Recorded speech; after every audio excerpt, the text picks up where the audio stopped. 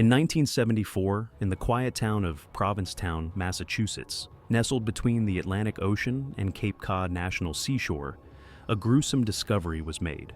On a dune, not far from the beach, a woman's lifeless body was found. Who she was, and who killed her, is a mystery that still haunts the town to this very day. Her body was discovered by a local dog walker. The scene was chilling. A woman in her 30s, lying face up in the sand. Her hands were positioned by her head, and her legs were spread apart. No sign of a struggle, but there was something else. A brutal sign of violence. Her throat had been slashed, and she had been struck in the head with a blunt object. Police initially thought she might have been a victim of a botched robbery, but there was one detail that made this case unlike any other. She was found with no identification, no purse, no money, no driver's license. Even more unsettling, there was no clear indication of where she had come from or how she had ended up in such a secluded spot. Her appearance offered few clues either. She had long red hair, wearing a blue bandana and tan slacks. She was also barefoot, a strange detail considering the circumstances. A woman in the prime of life, yet nothing about her seemed to give away her true identity. Months passed, but no one could identify her. The police circulated composite sketches of her face and sought help from the public. They even theorized that she might have been a traveler or possibly a circus performer, someone whose lifestyle might have kept her off the grid, but nothing led to an answer. And then came the most chilling part of the case. The woman's body showed signs of being well cared for in life. Her nails were manicured, her teeth were in good condition. She didn't seem to be the type to live a transient homeless lifestyle, yet no one came forward to claim her. In the years that followed, multiple theories were proposed. Some suggested that she may have been a victim of organized crime, perhaps linked to the mafia or a local gang. Others wondered if her death was somehow related to a serial killer. Yet, despite all the speculation, no one could ever say for sure. Authorities even consulted forensic experts who suggested that her death was no random act. The precision of the wounds, the placement of the body, and the absence of any signs of a struggle all pointed to a calculated execution. It was as if someone had planned her death down to the smallest detail. The most perplexing part of the case was a detail that nobody could explain: a set of teeth found near the victim's body. They didn't match her dental records, and it's believed they may have been placed there intentionally to throw off investigators. Over time, various leads came to nothing. Some theorists suggested that she could have been a tourist visiting the area, or perhaps even a woman who had been murdered somewhere else and her body dumped here. But nothing could pinpoint exactly who she was, or who could have been responsible for her death. In 2021, the case was reopened, and new advances in DNA technology offered a glimmer of hope that her identity might finally be revealed. But, as of today, the Lady of the Dunes remains one of America's most haunting unsolved murder mysteries. Who was she? Was she a victim of a violent crime? Or had she simply crossed paths with the wrong person at the wrong time? And most importantly, who killed her and why? These are the questions that still remain unanswered today. A forgotten woman in a forgotten place, whose tragic end still lingers in the air. The Lady of the Dunes, a woman whose name we may never know, and whose killer still roams free. If you have any thoughts or theories about this case, leave a comment below. And if you've enjoyed this deep dive into a chilling mystery, don't forget to like and subscribe for more true crime cases that have yet to be solved.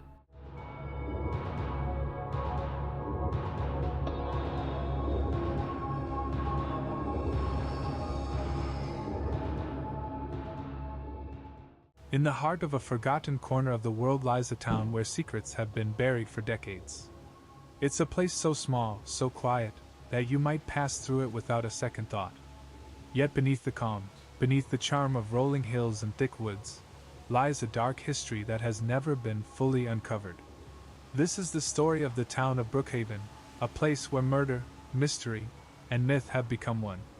A place where the truth might never be revealed, and the woods that surround it may hold something far more terrifying than anyone is willing to admit. The year was 1984, and the winds whispered through the thick trees of Brookhaven's dense forest. The town, with its population of just over 500 people, was a peaceful one, or so it seemed. Farmers, shopkeepers, and the occasional tourist came and went, but life was predictable, safe. Until one fateful evening, when the calm shattered in a way no one expected. It was late in the evening, just as the sun dipped below the horizon, when Emily Harris, a 25-year-old librarian from the town, was found dead near the edge of the forest. Her body, cold and lifeless, was discovered by a passing trucker on Route 72. There were no signs of a struggle, and no obvious injuries. Her eyes were wide open, staring blankly at the sky, her expression frozen in a look of terror. The sheriff was called, but even he couldn't make sense of the scene. It was as if Emily had simply dropped dead. No blood. No wounds. Nothing to explain her sudden demise. A heart attack? Maybe. But the local medical examiner ruled it out. She was in perfect health, or at least had been. No one could explain what had happened to her, and the case quickly turned cold. As time went on, people in Brookhaven began to forget about Emily, or at least they tried to. But then came the second murder. A month later, the body of David Moore, a local mechanic, was found in the exact same spot, under almost identical circumstances. Like Emily, David was found with a look of sheer terror on his face, eyes wide, frozen in time. The townspeople were in shock. 2 deaths, both inexplicable, both so eerily similar. But it didn't stop there. Over the course of the next year, 3 more people were found dead in the same spot: Margie Caldwell, a local schoolteacher, Thomas Turner, a hunter, and Jack Dawson, a truck driver passing through. Each body was discovered under the same chilling conditions: no signs of violence, no visible injuries, and their faces twisted in fear. It was clear that something was happening in Brookhaven, but the sheriff and his deputies had no answers. There were no leads, no suspects, no clues. And then, a strange rumor began to circulate. A rumor that no one wanted to acknowledge, but one that, over time, began to spread like wildfire. The locals began to talk about something in the woods. Something dark. Something ancient.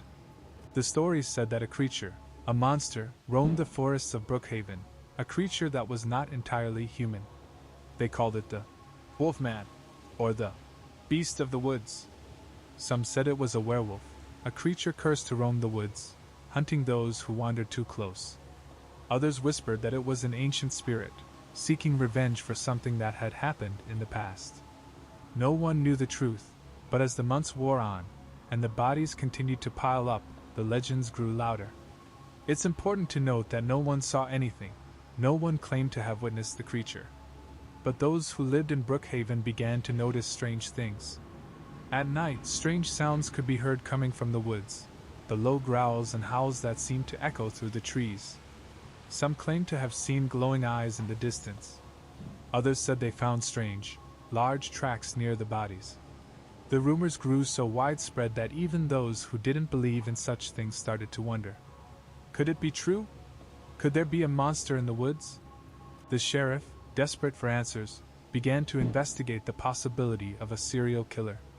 But his efforts turned up nothing. No fingerprints. No DNA. Just a trail of bodies, each one more mysterious than the last. And then came the final twist. Just when the case seemed like it would be forgotten, something happened that none of the townspeople expected. A young man named Ryan Walker, a 19-year-old who had grown up in Brookhaven, went missing. Ryan was last seen walking into the woods with a hunting rifle, looking to find some answers for himself. His body was never found. Some believe Ryan was taken by the same creature that killed the others, that he wandered too far into the woods and became its next victim. Others say he simply vanished, running away from a town full of fear and uncertainty. But his disappearance was the final straw for the people of Brookhaven. Years have passed since Ryan's disappearance, and still, the murders remain unsolved. The people of Brookhaven have tried to move on, but the mystery lingers like a dark cloud. The woods continue to hold their secrets, and the legend of the Beast of the Woods has only grown stronger with time. Some say the killer was never found because the monster was never human to begin with. Some say the truth lies out there, hidden in the forest, waiting for someone brave enough to uncover it. But what if the real answer is far more terrifying than anyone is willing to admit? And so, Brookhaven remains, a small town where the boundaries between fact and folklore blur. A place where the echoes of the past continue to haunt its quiet streets, and where the legend of the werewolf lingers in the shadows, just beyond the trees. Perhaps one day, the truth will be uncovered. Or perhaps the town will simply fade away, forgotten by the world, with only its terrifying history left to tell. But for now, the mystery endures, and the woods are still waiting. But the mystery lingers like a dark cloud. The woods continue to hold their secrets, and the legend of the beast of the woods has only grown stronger with time. Some say the killer was never found because the monster was never human to begin with. Some say the truth lies out there, hidden in the forest, waiting for someone brave enough to uncover it. But what if the real answer is far more terrifying than anyone is willing to admit? And so, Brookhaven remains, a small town where the boundaries between fact and folklore blur. A place where the echoes of the past continue to haunt its quiet streets, and where the legend of the werewolf lingers in the shadows, just beyond the trees. Perhaps one day, the truth will be uncovered. Or perhaps the town will simply fade away, forgotten by the world, with only its terrifying history left to tell. But for now, the mystery endures, and the woods are still waiting.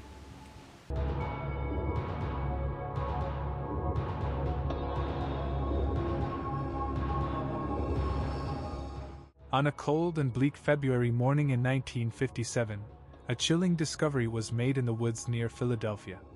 As the sun rose over the city, a young man walking his dog stumbled upon something that would later haunt the world's imagination.